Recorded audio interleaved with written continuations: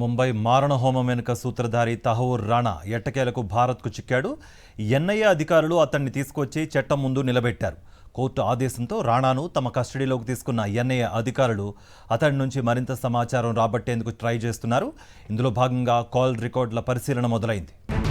Pakistan మూలాలున్న Canadian భారతీయుడు తహవూర్ రానాను తమ కస్టడీలోకి తీసుకున్న ఎన్ఐఏ అధికారులు అతడి కాల్ రికార్డులపై దృష్టి పెట్టారు. ఈ కాల్ రికార్డుల ఆధారంగా 26/11 ముంబై ఉగ్రవాద దాడుల్లో పాల్గొన్న నిందితుల వాయిస్ నమూనాను సేకరించే అవకాశం ఉంది.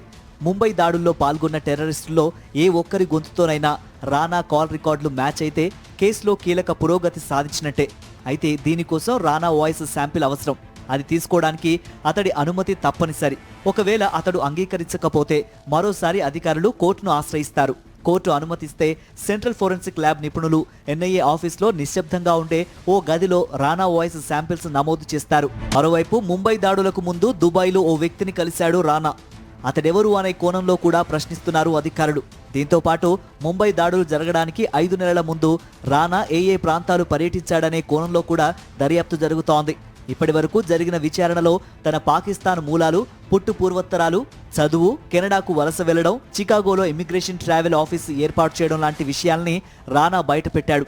విచారణలో భాగంగా రానా పెద్దగా సహకరించడం లేదని, పొడిపొడిగా మాత్రమే సమాధానాలిస్తున్నాడని తెలిపారు అధికారులు.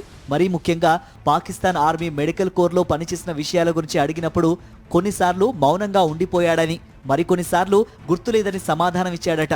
మరోవైపు కస్టడీలో ఉన్న రానా తనకు పేపర్ పెన్నుతో పాటు ఖురాన్ కావాలని కోరాడట.